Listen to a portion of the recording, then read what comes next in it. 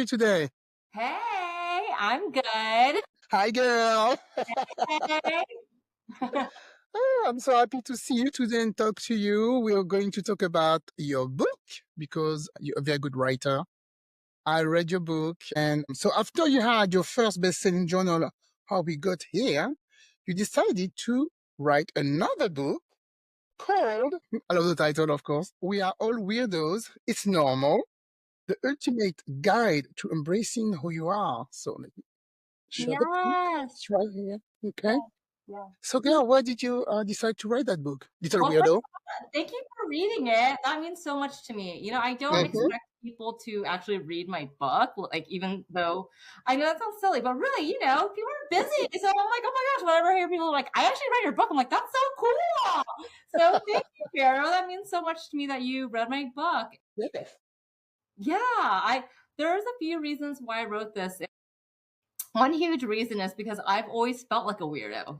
I'm the Mm-hmm. youngest of three girls and three daughters, and I feel like I've always just been the oddball in my family.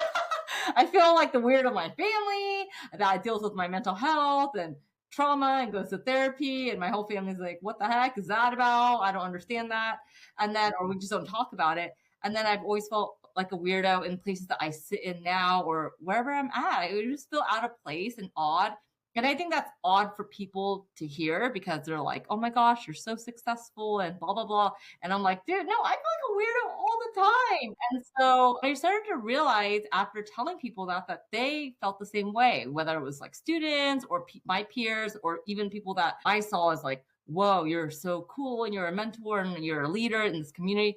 And I realized like we all have this common theme happening, which is we feel like misfits in some way, or we feel different or just alone at times. And I felt like that for so much of my life. And not until recently I started really just embracing it and being like, F it.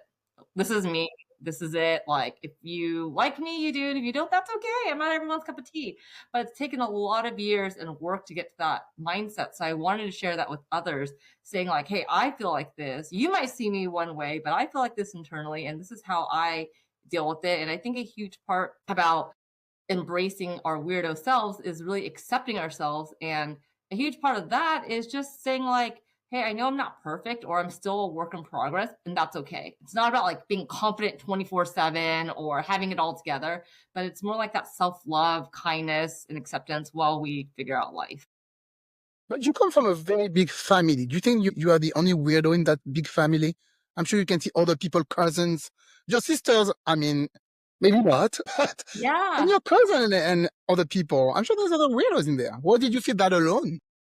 And not until after I wrote my book, which I didn't tell my family I was writing a book. They didn't even know until my sister saw it in my Amazon cart. So she was like, "Well, this is a cool book." And then she looked at the author and said, "Did you write a book?" And I'm like, "Yes, I'm about to release it next week." And she was like, "What? You didn't tell anyone?" And I said, I didn't because when I was writing it, it was really therapeutic for me, and I needed to not have any outside noise to interrupt that.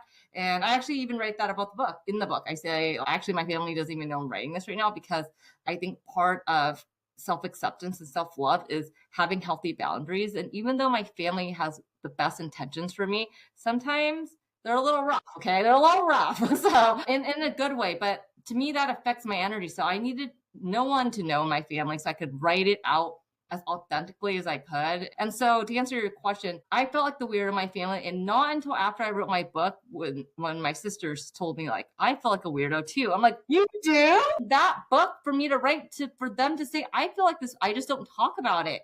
And I realized, wow, we're so much more alike than different, but it's just something we never talked about in our family. Like Yeah, never. that's So the thing. We don't talk to each other sometimes enough. no. So communication. So I'm going to take a lot of quotes from your book and we're going to talk about it. Yeah. So the one really I really resonate with, and I was like, oh yeah, I want to ask her about that. So the first one I saw here, why is it so important for you to be self-aware and connected with your soul? Yeah, I think it's so important to be self-aware because if we don't have self-awareness, it's almost like I want a mirror, an invisible mirror or a real one in front of me, so I can see what my actions are like. And I think it's so important to be self-aware to like really check yourself to say like, what am I doing? I can't control others, but I can control how I react, how I am. And so let me do like a self check, which is self awareness to me. And when you can reflect on yourself and say, what are my actions? What am I doing here? What do I want out of this? And that self awareness, if someone has that, you're already like 50% done, because then comes the other 50% of like, what you want to do with that. But self awareness is so important, because in order to change, evolve, love yourself, you have to be aware of the way you're thinking and the way you feel. It's hard to do that. Yes. Yeah. And I guess so something else you said in your book, when you're aware of yourself, so you know yourself better, and you say that you try to change things that you thought you were, because you think you're weirdo, so you try to change, and then you realize, no, actually it's my superpower. So what is maybe one thing that you try to change and now you realize it's your superpower? Like one Yeah. example.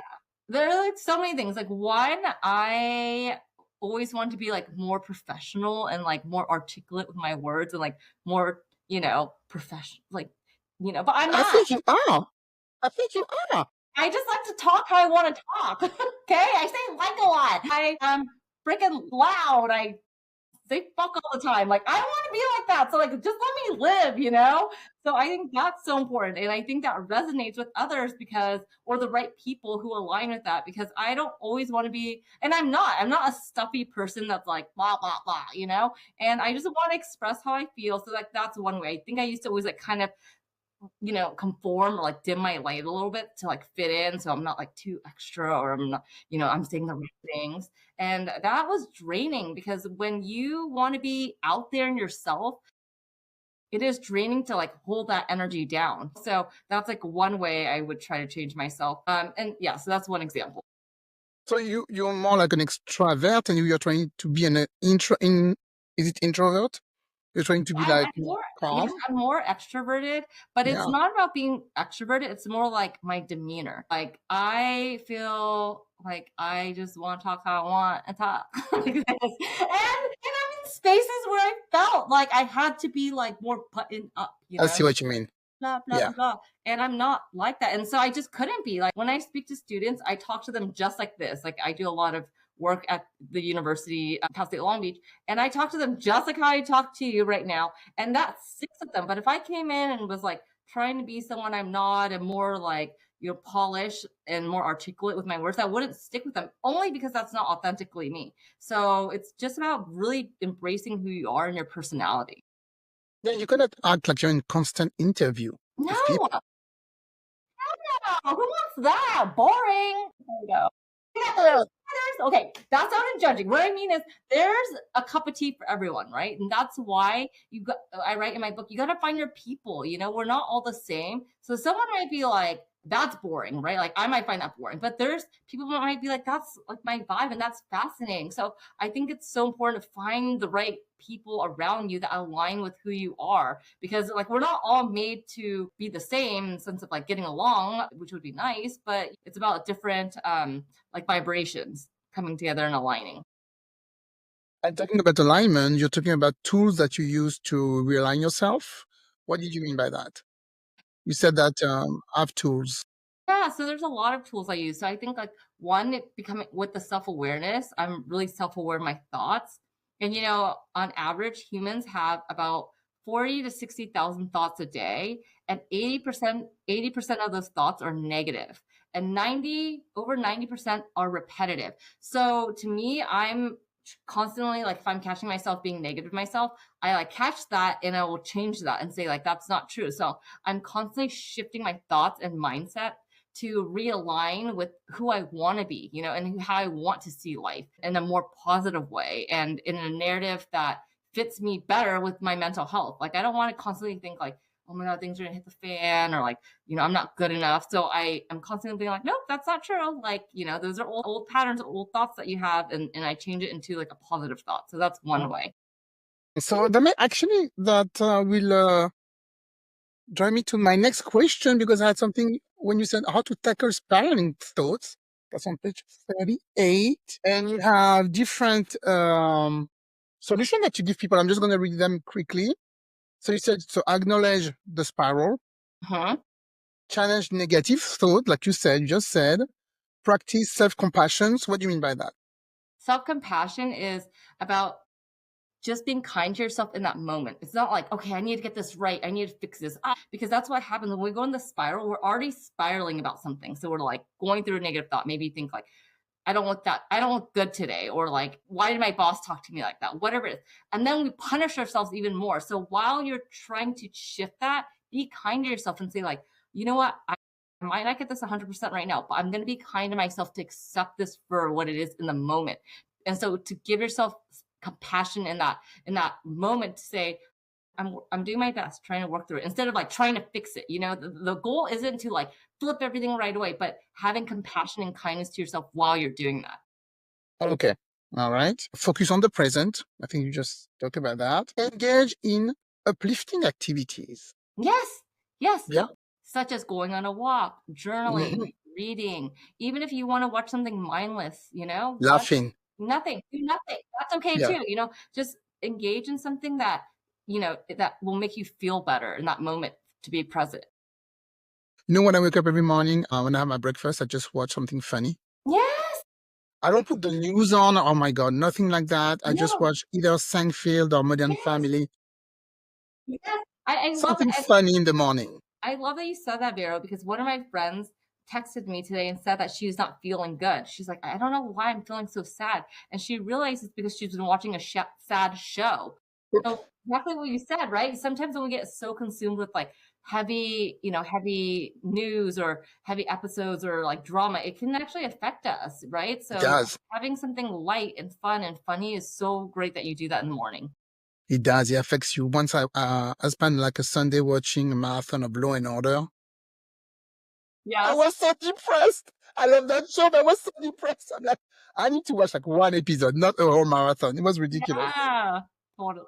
And the last one you talk about is seek support. So that's something people don't do easily, especially from certain community, because I know you talk about that before, you being from the Asian community. Asian people, they don't like to go to the shrink or they don't like to ask for help. Same with Black people. Mhm. We're the same. How, when you tell your family that you are seeing a therapist, they were like, okay, like it's not a big deal. They didn't want to talk about it. Like, So how do you engage with that, my especially in par your, yeah, my parents were like, "Why? You could talk to us." And I'm like, "I love you all, but that's why I'm going to therapy." So, you know, they're like, "You could just save money and talk to us." I'm like, "Oh, no." Like, I didn't wanna tell them, like, I'm going to therapy to work with my childhood traumas, ah, but they don't have the and then, tool. you know, when I would talk to my sisters about it, it was just awkward, you know? They would be like, "Okay," you know? And that's okay because it's almost like they don't know, like, because it's not common to talk about that, no one really knows how to react or be, and they just think it's weird. Like, "Oh, why do you need to go, like, get help?" Like, that's whatever. And then we just don't talk about it. So, you know, I think it's so important. That's why I share my mental health journey with people because I think it's important to share that to normalize it because the more we talk about something when we feel safe to, it becomes more normal. And I think our Asian community needs that. Like our Asian community does, we have, you know, our stats are not great with seeking therapy, the stigma we have with it. We have high suicide rates compared to other marginalized groups in certain demographic or certain ages because it's just not the norm to go to therapy. So I think it's really important to normalize that for me, sharing my story so people are like, oh wow, Nancy gets help and that's okay, you know, and maybe if they feel like they need it, then it's okay. It makes it okay for them to ask too. Yeah, because they see that like a weakness Yeah. for them. Oh, where are you going to see a shrink or a therapist? You don't need that. Actually, I do, and I Hmm. think we all do. Actually, Yeah. all have childhood trauma. Right. Yeah. And I think, you know, the way my sisters usually look at things when you know I'm close to them, it's like resolving, like solution oriented. You know, like well, just fix that then. And sometimes for me, it takes more than that. It's like and everyone deals with things their own way. So for me, it's not everyone has their own journey, but I do think it's important to have it as an option of seeking help. I think it's strength to ask for help. You know, it's courageous and strong people will ask for help when they need it because it's not a weakness at all. It's a strength to want to work on yourself. And I love when you said that you needed a breakdown for a breakthrough. I really like that. So I don't know if it's something very personal that happened to you and you don't want to talk about it, but I was wondering, oh, what was the big breakdown that gave her that breakthrough? Do you want to? tell us about it or not? You don't have to. Yeah. So you're talking about in this book I write about that, right? Yes, in the book, yeah. Yeah, so in this book, I wrote about how I had a breakdown with my family and how that ended up being a breakthrough. So I actually have never shared this with anyone with exactly what happened. But about like last summer, I was just not going through a great time. And like I was like, I don't know what I want to do with my life and like just feeling lost. And I was telling my sister, one of my sisters about it. And she was like, okay, like, blah, blah, blah. And and actually, I really don't tell them that much about my life. I've become more open now because after I wrote my book, and there was a breakthrough after I wrote my book. Like, I think we all bonded in a certain way of like, hey, we're all going through stuff. And we usually didn't talk about that. So I'm like, oh, I feel much more safe to tell you my problems now because before it was kind of like, just get over it, fix it, do something. Yes. And Fix it's like it, tough fix love it. with them. It's like tough love. She's like, well, just figure it out.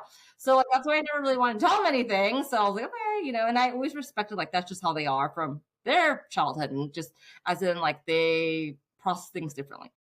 I was just not going through a great time. And then like my mom and I were talking and she was saying something and she like made a comment like, oh, it's like your sister said, it's because you have too much time on your hands. That's why you're like worried about these things. My God. And so, No.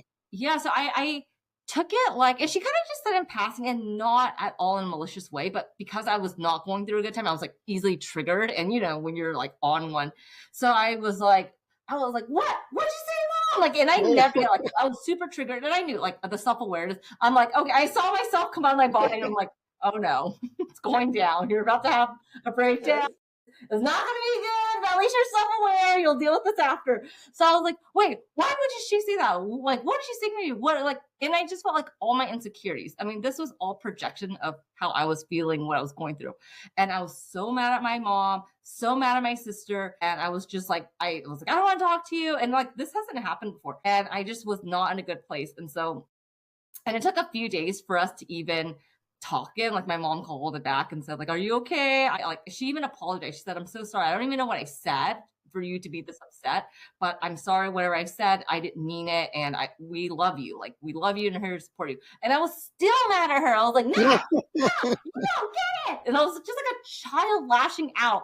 And so, then after self-reflection and self-awareness, I was like, okay, why are you still upset? It's been like 3 days. Like something in your core is like, and by the way, during that time, I think my mom and dad felt bad and they're like, oh, we should like go on that Vietnam trip that she's been wanting. Yes. So that came out of it too, which was so beautiful. I was like, Mm. fine, thanks. Okay, I'll accept that for now. I take it. Yeah, for now. So, but in the end, when I was really looking within and doing that shadow work, I thought you feel this way because you feel like a misfit. You feel so weird in your family. You can't even open up and tell them things. You feel like a weirdo. You feel odd. You just feel so alone. And so, like, it was like almost every trauma part of me came out again because I've been doing so much work on myself where I haven't felt like that in so long. And that's when I realized, like, oh my gosh, you kind of forgot who you are, but it's okay. Like you're opening this can of like all the things that you felt and of weirdo worms. And that's when I decided to write about it. I'm like, I want to write about this. I want to write about because every memory came up of everything I wrote in the book of like how I've always felt weird. And so that's how that breakthrough came up. Like you feel like a weirdo. You feel like a misfit in your family. You feel odd in so many spaces. And this has to do with you. And so that's why I wanted to write about it. Because in your book, you also talk about when you asked your dad if he loved you. Yeah. And I was really touched by that. I'm like, oh my God, if after all that time, she doesn't know if her dad loves her. And he said, yeah, I will put you in my will. And you're like, no, that's not what I'm talking about. Yes, I asked my dad if he loved me 5 years ago. I was like going through another breakdown, and I was like, Dad, do you love me? Because I've done everything you've wanted me to do, and yet you never tell me you're proud of me. You never tell me you love me, and I don't know what to do anymore. And at that point, I was fine with it, as in like if he would have been like, No, I don't love you, moving on, I would have been okay with it because it was more for myself to just say it out loud. And that's like when the healing began, when he said like, I do love you. I just don't know how to say that because we don't say that here. Oh, And I don't, what's funny, like on Valentine's Day in Vietnam, I asked my parents, my dad's Chinese and my mom's Vietnamese. I asked them like, "How do you say I love you in Vietnamese and Chinese?" Because Wow. I don't I've know. never heard it. And they said, "Oh, we don't really say that." This is so weird. But that's their generation. I Yeah, swear, that's their generation. I'm yeah, telling you, I don't even remember my mom telling me she loves me. I yeah, know she does because she showed me, right. but I don't remember her telling me she loves me. I tell my daughter every day, Yeah, both daughters, I tell them every day, I love you. yeah. And I don't remember her telling me that. It's their generation. No, it really is. It really is. And my parents were like, "Yeah, we never said I love you." And I was like, Your parents never told you they love you?" They're like, "Never." Yeah, Even worse. never.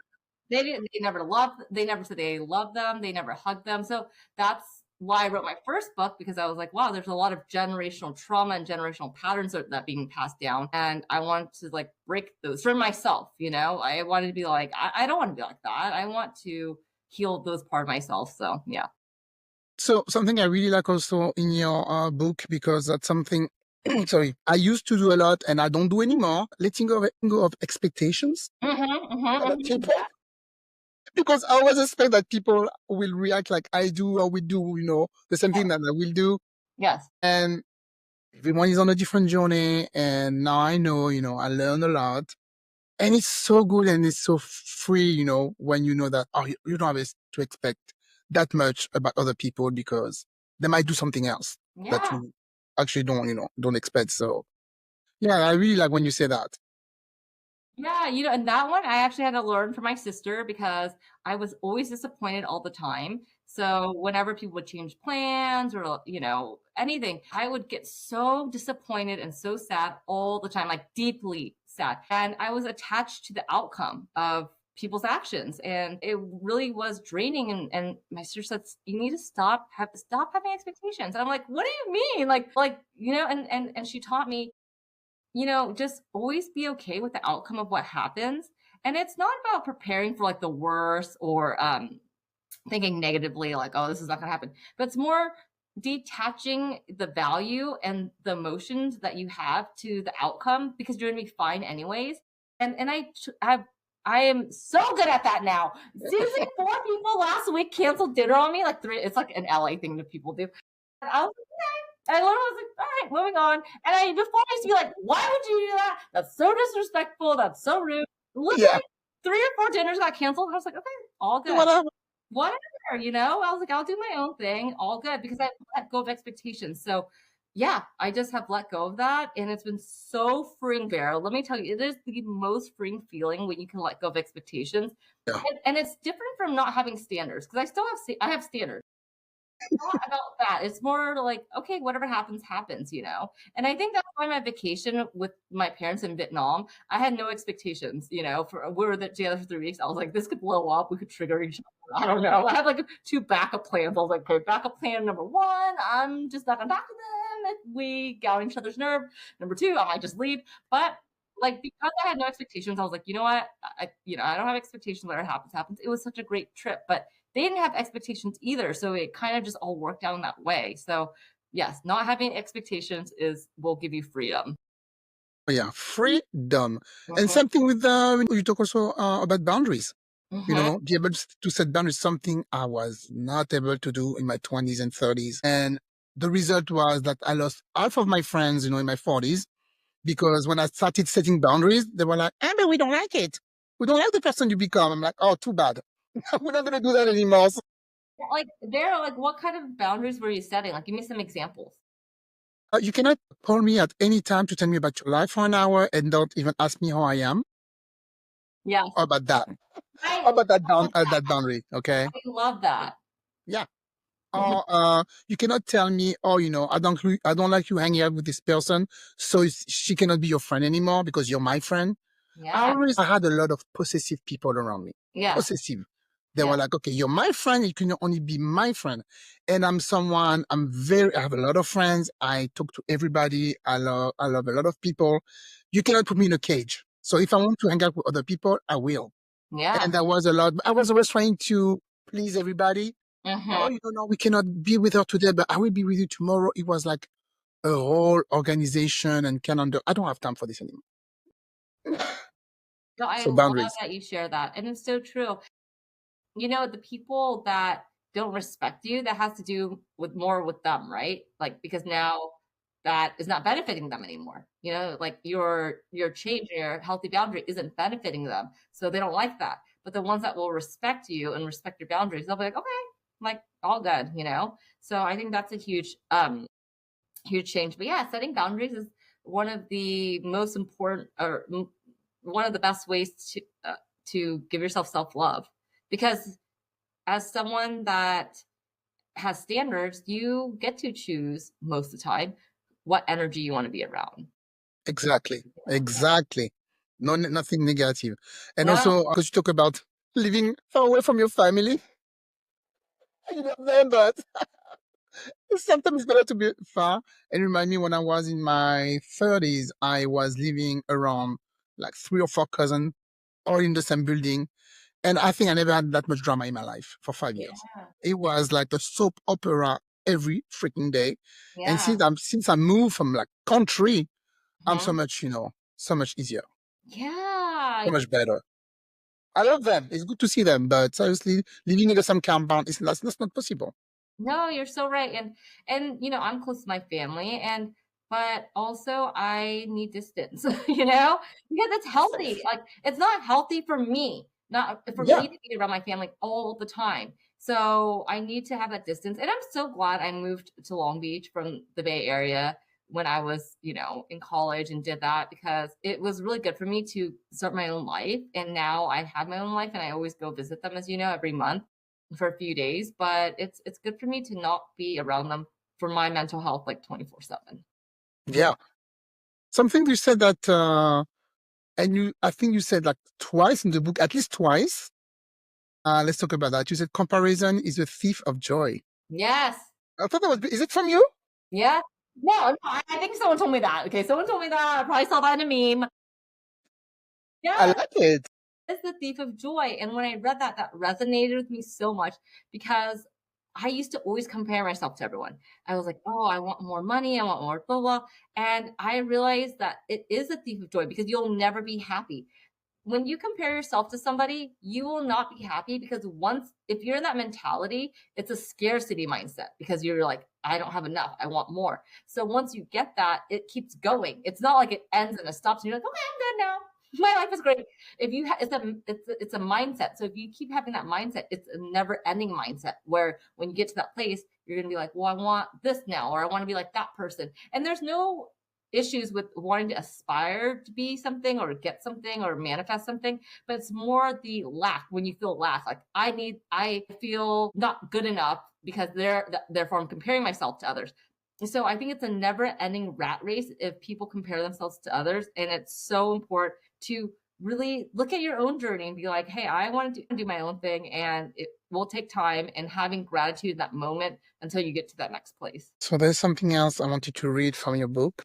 I love that you read my book, Meryl. It's so sweet. You think I just read the excerpt on Amazon? I No, I read the whole book don't think some people even read that. because I put as a note LOL. So you said, there is the thing. What people think about us is usually just a reflection of their beliefs, experiences, and honestly, their own issues. Their opinions all shaped by their own stuff, not by who we really are. Also, seriously, who the F made this up in the first place? Yeah, who made that up? Seriously, who cares? Like, Yeah, their opinion is important. It's not important. Your own opinion no. is important. Yes, and it's so true because, it's like when you're just living your life and you're okay, or like working yourself, it's like you don't worry about other people's stuff. So I see it in that way. I'm like, if I did, that would be on me, and because of whatever reason, I don't have enough going on. I want to project my own insecurities, etc. So I think, okay, if someone doesn't like me, it has nothing to do with me. It has to do with them, and that's okay. And that's also okay if someone doesn't like me or cares for me or whatever. Okay. Like, it's Yeah. totally fine. But it has more to do with them than it has to do with me. And it's exhausting, right? Yes. And I tell It's people that anyway, exhausting. so why am I going to waste my time? I don't want to waste my energy to care about someone that doesn't care for me. Like, that's just a waste of time because I can't do anything, nor do I want to at this point. But I used to be like that.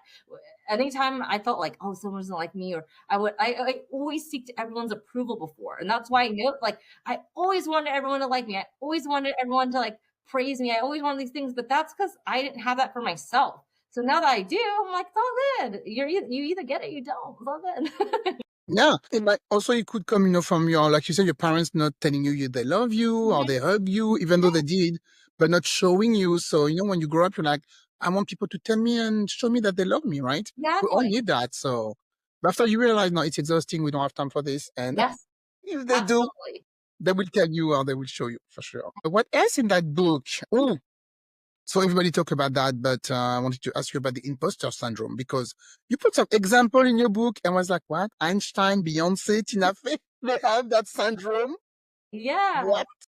Yes. Yeah, so imposter syndrome is when someone thinks that they feel like an imposter. They feel like, "Oh my gosh, I don't belong here. I shouldn't be going to this school. I can't believe I have this job. They're gonna find out I'm an imposter and I don't know what I'm doing." Or maybe you sit at like a fancy restaurant and you think you don't belong there because, you're so used to maybe being in a more humble environment that you grew up in, that you are not used to being in a nicer place. So you feel like an imposter for being wherever seat you're at.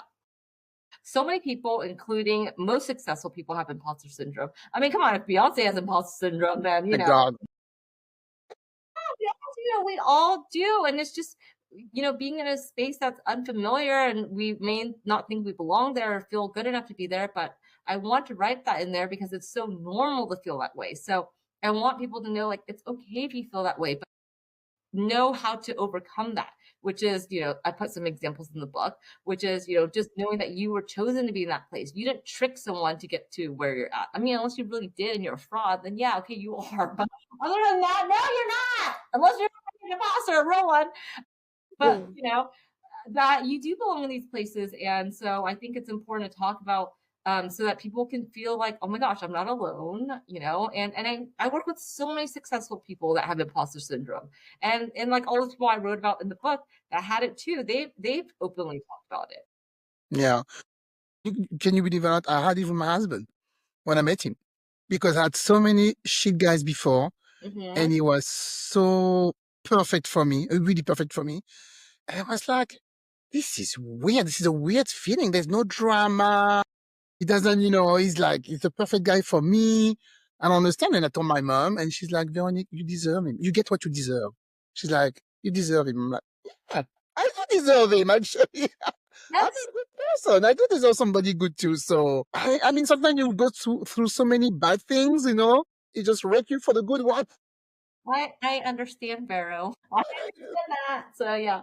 No, and I totally get that. And thank you for sharing that. That's so sweet that, you felt that way with him and having that connection, and not feeling like, wait, is this a joke? Is there a camera gonna come out and be like, just kidding, he's a psycho?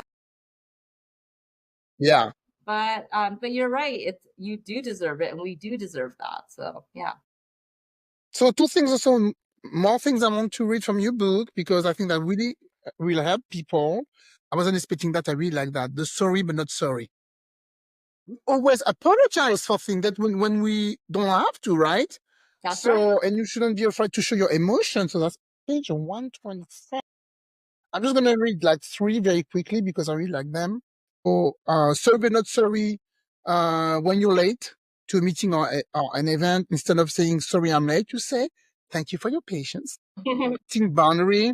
Okay, instead of saying sorry I can't make it tonight, you say I won't be able to make it, and I appreciate the invite though. Okay, Yeah. thank you very much.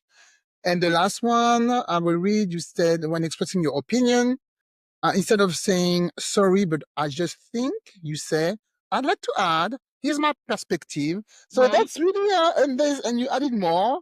Yeah, people should really read that and have a look at that because it's just the habit we have to always apologize for anything. Yeah, and especially women. We apologize for things all the time. And, if you do something wrong, apologize. Take accountability and apologize. But that's not what I'm talking about. What I'm talking about is how we're always saying sorry for everything. Like, sorry, I have a question. Sorry, I need to leave to go pick up my kid, like, sorry, I'm going on vacation, whatever it is. When we run into people, sorry, it's like I mean, when people run into us, they like accidentally hit us, we're like, sorry. It's like, well, we didn't even do anything. We're just standing there. They were just by accident. But the point is that I'm trying to say we don't need to say sorry. It's just anybody, you don't need to apologize unless you did something wrong. But other than that, you can reframe what you're saying. And the reason is when we apologize, it brings down our confidence. It brings down that the intent is we're apologizing for something that doesn't need an apology for. So to be confident, you can rephrase what you're trying to say instead of saying sorry.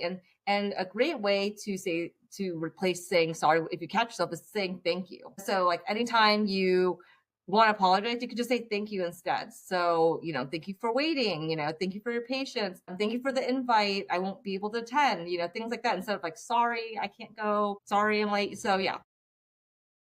And I noticed people who do that actually. Yeah. Thank you for the thank you. I noticed, and he sounds really professional, really positive. Yeah, now that you say that, yeah, I noticed a lot of people do that. Do you notice people saying sorry a lot too? Yeah, I mean, I do. I say sorry all the time. Oh, sorry for this, yeah, all the time. I'm not going to do it anymore though. Yeah. I'm going to say sorry when I'm really sorry. I do something wrong.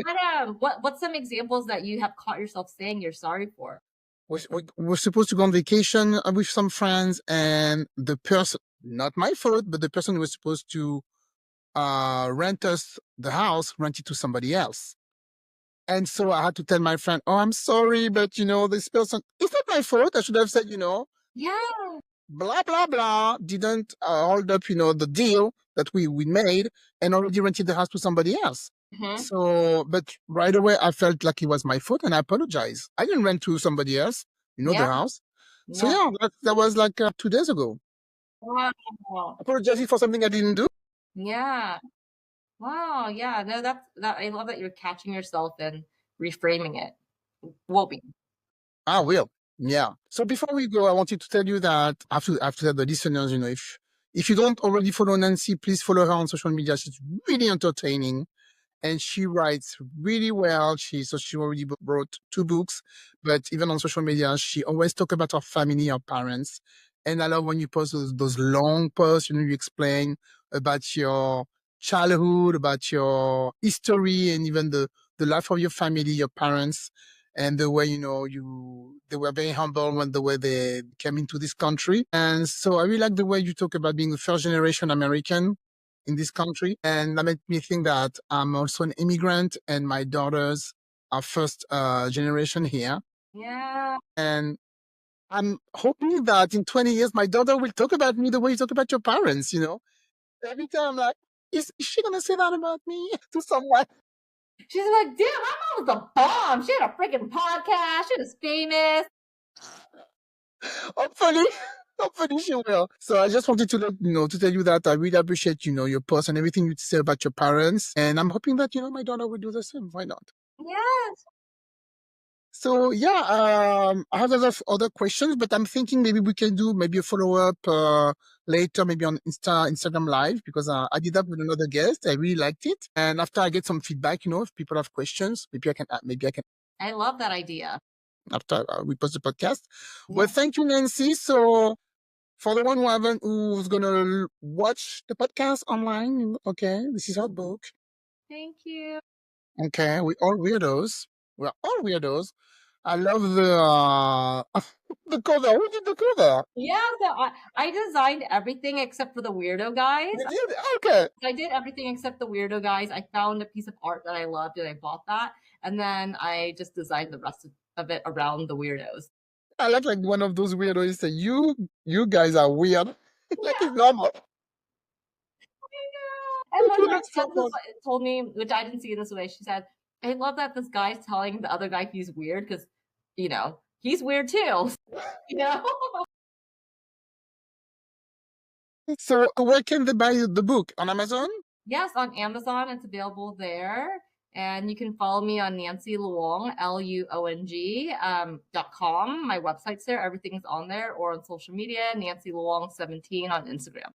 Okay. Yeah, I would recommend, for people who feel a bit out of their way right now, a bit confused, like a little weirdo, please buy this guide. It's really, really good. And it would tell you to just, good the way you are. Like you say in your book, you are enough. Okay. You don't need to be somebody else. Right, Nancy, thank you very much. And we talk to you for the third book, right? Yes. Yes. You come back for the third one. Yes. I will think about it. Sounds good. Thank you, Vero. Thank you.